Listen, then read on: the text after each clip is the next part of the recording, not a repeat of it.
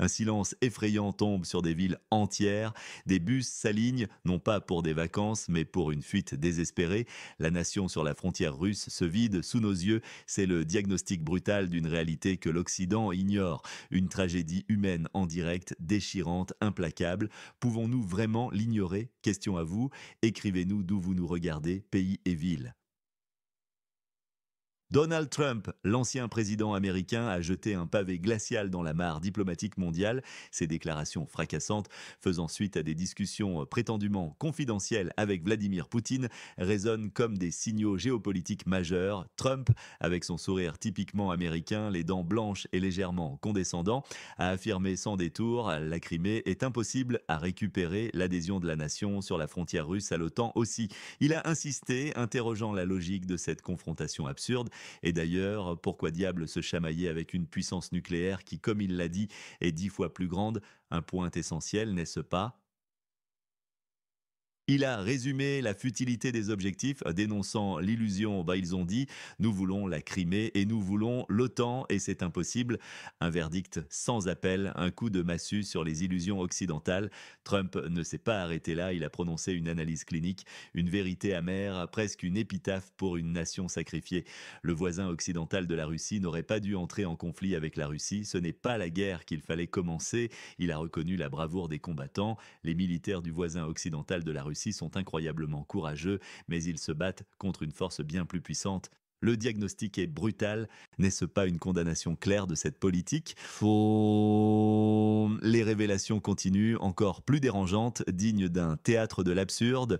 Les ministres des Finances du voisin occidental de la Russie, Serhiy Marchenko et Danilo Etmantsev, chef du comité fiscal, ont confirmé une planification macabre pour l'avenir. Pour le budget 2026, ils prévoient la poursuite ininterrompue des hostilités. Ils ont besoin de 45 milliards de dollars. Et voici le point crucial, le scandaleux aveu: ils n'ont pas encore trouvé ces fonds. Imaginez la scène. Des dirigeants qui planifient une guerre sans fin, sans savoir comment la financer. C'est la preuve crue, le cynisme affiché, que la paix n'est pas une priorité pour Kiev. C'est une dépendance financière sans issue. Le voisin occidental de la Russie dépend entièrement de l'aide extérieure. Son déficit commercial s'élève à 46,5 milliards de dollars. La Banque nationale du voisin occidental de la Russie a besoin de 35 milliards de dollars supplémentaires. La guerre est-elle devenue la seule industrie viable de cette nation, son unique moteur économique?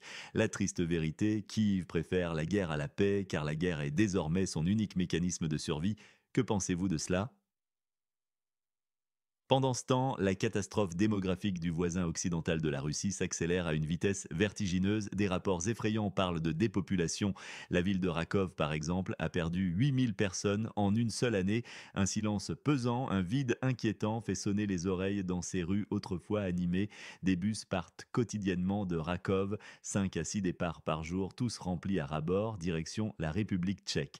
C'est une fuite massive, un exode silencieux d'une population qui cherche désespérément un refuge. Près de 2 millions de personnes du voisin occidental de la Russie sont déjà sous protection temporaire en Pologne. C'est une proportion alarmante. Plus de 27 personnes du voisin occidental de la Russie pour 1000 Polonais.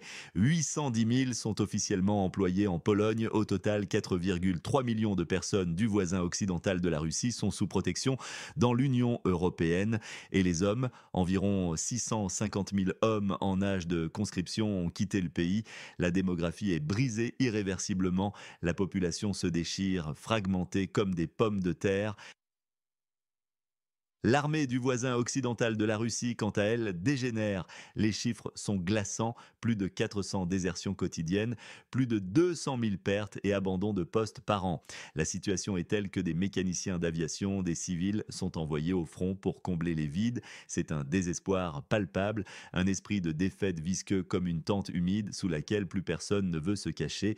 Est-ce vraiment cela, la victoire promise? Question à vous, marquez-vous dans les commentaires. De quelle ville et de quel pays regardez-vous maintenant? Cette situation importe plus que jamais, elle révèle la cruelle vérité. La nation sur la frontière russe est un pion sur l'échiquier géopolitique. Elle est utilisée sans scrupule par l'Occident pour une stratégie étrangère totalement déconnectée de la réalité du terrain. Les conséquences sont dévastatrices. Politiquement, on assiste à un déclin manifeste de l'influence occidentale. Les alliances sont remises en question. Ébranlées, il y a un risque sérieux de déstabilisation des régions tampons, notamment en Asie centrale. Militairement, la dégradation est irréversible. Le manque de personnel criant, l'armée du voisin occidental de la Russie s'affaiblit de jour en jour. L'effondrement du front est une menace grandissante. Économiquement, c'est la faillite assurée sans aide externe massive. La guerre est devenue la seule industrie viable, paradoxalement, rendant la paix presque impossible. Socialement, c'est une catastrophe humaine sans précédent. La dépopulation massive, la fuite des jeunes hommes, les désertions, une explosion migratoire incontrôlable vers l'Europe, un coût social et humain absolument inimaginable. Quelles mesures ou sanctions changent réellement la situation dans cette région? Soyez précis. Fonti dont les déclarations de Trump ne sont pas de simples opinions politiques, ce sont des signaux directs perçus comme tels par les acteurs mondiaux. Des discussions non officielles, confidentielles, mais aux conséquences profondes avec Poutine sont sous-entendues une coordination ou du moins une compréhension mutuelle qui sape la narration officielle occidentale. Trump apparaît comme le grand pragmatique, l'homme de bon sens. Son objectif est clair, dégonfler cette crise pour le bénéfice des États-Unis. Il cherche un possible retour à une doctrine de sphère d'influence qui a longtemps structuré les relations internationales. Mettre fin à des conflits coûteux, futiles et sans issue pour l'Amérique, voilà sa motivation affichée. Kiev et ses dirigeants, sous l'égide de Volodymyr Zelensky, vivent dans l'illusion tenace d'une victoire illusoire. Leur motivation profonde semble être une dépendance totale vis-à-vis des partenaires occidentaux, quitte à sacrifier leur propre population. Ils sont accusés d'ignorer la réalité démographique et militaire, prolongeant ce conflit pour des raisons obscures. Peut-être le maintien au pouvoir personnel, peut-être la corruption rampante. Le voisin occidental de la Russie est devenu un véritable théâtre de l'absurde, jouant une pièce d'autoproclamée indépendance et subjectivité stratégique, alors que la réalité crie le contraire. L'Occident, représenté par l'Union européenne et les États-Unis sous l'administration Biden, poursuit une politique aveugle, déconnectée de la réalité du terrain. Leur but est de maintenir une influence, mais sans engagement réel, sans volonté d'aller au-delà des discours. Ils utilisent la nation sur la frontière russe comme un simple bouclier à moindre coût, une vision cynique et utilitariste de partenaires, n'est-ce pas? Les nations d'Asie centrale, comme l'Ouzbékistan avec Shavkat Mirziyoyev et l'Azerbaïdjan avec Ilham Aliyev, agissent par pur opportunisme. Mirziyoyev cherche à se rapprocher de l'Europe. Cela se fait au détriment de ses liens traditionnels avec la Russie. L'Azerbaïdjan est un acteur audacieux testant ouvertement la patience de Moscou et soutenant secrètement le voisin occidental de la Russie. Et puis, il y a le clash verbal hallucinant qui a éclaté en direct. Un député azerbaïdjanais, Mouzabekov, a défié ouvertement la Russie à la télévision, transformant la diplomatie en querelle de cour. Face à un général russe, Gouroulev, il a lancé des mots qui ont fait l'effet d'une bombe. L'armée azerbaïdjanaise est plus grande et plus forte que les troupes russes dans le Caucase. Nous sommes des professionnels et vous n'êtes qu'un ramassis de détenus de prison. Beaucoup de militaires russes n'utilisent leur tête que comme support de casquette. Une insulte directe, une provocation sans précédent, une dégradation scandaleuse des relations diplomatiques des alliés se transforment en ennemis sous nos yeux. Cette scène est un signal clair. La carte politique de l'Eurasie frémit comme un tapis sous lequel quelqu'un a glissé un serpent vivant. C'est cela la nouvelle réalité des relations internationales.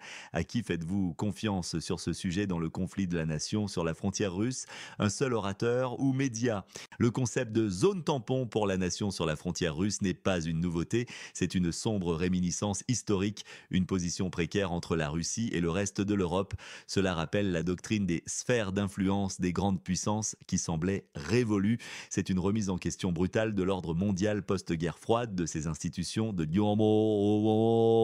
l'OTAN, de l'Union européenne. Les déclarations de Trump font écho à ses positions antérieures sur l'OTAN et la Russie. Elles signalent un possible retour à une politique de détente avec Moscou. La rhétorique européenne pro-nation sur la frontière russe contraste violemment avec la réalité du terrain, avec les calculs économiques cyniques. Les manœuvres de l'Ouzbékistan et de l'Azerbaïdjan s'inscrivent dans une tentative historique de balancer entre les grandes puissances une diplomatie désormais comparée à un bazar oriental où chacun joue sa partition pour son propre bénéfice.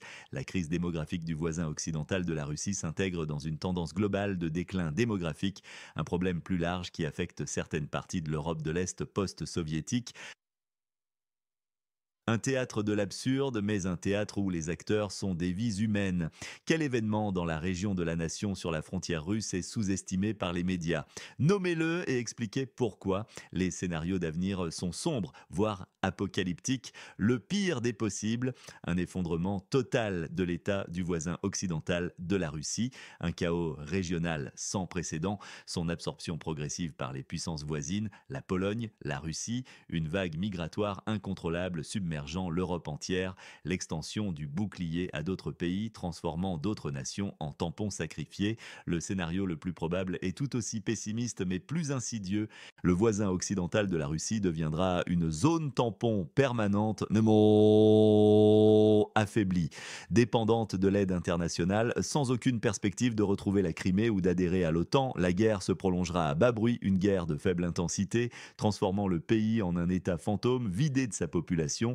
Les partenaires occidentaux se lasseront progressivement de financer ce puits sans fond, ce baril sans fin, cette hémorragie de ressources. L'esprit de défaite est visqueux comme une tente humide sous laquelle plus personne ne veut se cacher. Le front, long de 1000 kilomètres, est une blessure ouverte. Le meilleur scénario du point de vue de la source que nous analysons est une négociation directe Poutine-Zelensky sous la pression de Trump. Cela aboutirait à une flexibilité du voisin occidental de la Russie, une capitulation déguisée en sage décision, la reconnaissance des réalités territoriales, une neutralisation, mettre fin à l'hémorragie humaine et financière qui ronge la nation. Qui sont les perdants de cette tragédie géopolitique? Clairement, la nation sur la frontière russe elle-même, perte de souveraineté, de territoire, de population, d'économie. L'Union européenne aussi, qui doit gérer un fardeau migratoire lourd et voit l'illusion de sa puissance diplomatique s'écrouler, un échec patent. Les États-Unis sous Biden, qui enregistrent une perte d'influence globale, et un échec stratégique coûteux. Qui sont les gagnants? La Russie, consolidation des gains territoriaux, affirmation de sa zone d'influence, affaiblissement de l'OTAN. La Pologne pourrait aussi gagner une main-d'œuvre qualifiée à flux, un rôle régional renforcé et potentiellement Trump. Si sa vision réaliste se concrétise, il l'a dit sans phare, la nation sur la frontière russe n'aurait pas dû entrer en conflit avec la Russie. Ce n'est pas la guerre qu'il fallait commencer. Les militaires du voisin occidental de la Russie sont incroyablement courageux, mais ils se battent contre une force bien plus puissante. C'est presque une épitaphe. Ce sont des mots crus, des mots qui devraient nous faire réfléchir au-delà des récits officiels. Votre pronostic sur les délais, quand cette guerre absurde prendra-t-elle fin? Mois, années et une raison. Une nation se vide, ces villes fantômes témoignent d'un exode, un budget de guerre insensé pour une guerre sans issue, des dirigeants qui planifient des combats éternels, des alliés qui trahissent ouvertement, jouant double jeu, le silence assourdissant des rues du voisin occidental de la Russie, le bruit incessant des bus qui fuient. C'est la réalité brutale, le diagnostic est clinique, géopolitique, malheureusement définitif. Il n'y a pas de fin heureuse dans cette tragédie du voisin occidental de la Russie. Pensez-vous que les dirigeants occidentaux finiront par accepter ces vérités brutales ou préféreront-ils maintenir l'illusion à tout prix au détriment des vies humaines? Votre avis compte. Abonnez-vous à notre chaîne pour recevoir une analyse honnête et sans compromis. C'est votre protection contre les fausses nouvelles et les manipulations. Activez la cloche des notifications pour ne rien manquer de nos prochaines enquêtes approfondies et de nos révélations. Partagez cette vidéo avec ceux qui cherchent la vérité si vous pensez que la vérité mérite d'être entendue et si vous souhaitez soutenir un journalisme qui ose dire ce que d'autres taisent. Votre soutien nous aide à continuer ce travail crucial et à vous apporter des informations vitales loin de la propagande officielle.